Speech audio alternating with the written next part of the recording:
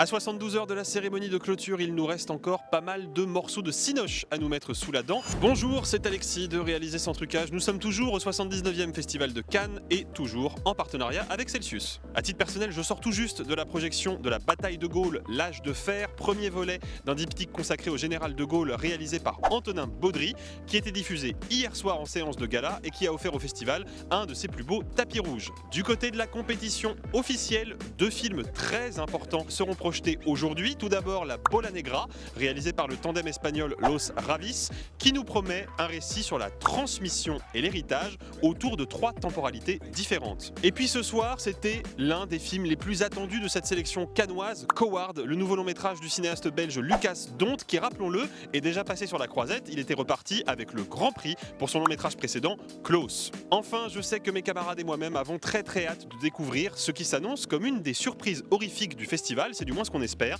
Victorian Psycho de Zachary Wigon, qui lui est projeté en sélection Un certain regard. Le festival de Cannes c'est bientôt fini, mais pas encore tout à fait, donc si vous voulez nous suivre sur les réseaux sociaux, c'est le moment ou jamais, et puis écoutez le podcast sur toutes les applications dédiées et les plateformes de streaming. Nous sommes en quotidienne jusqu'à la fin du festival.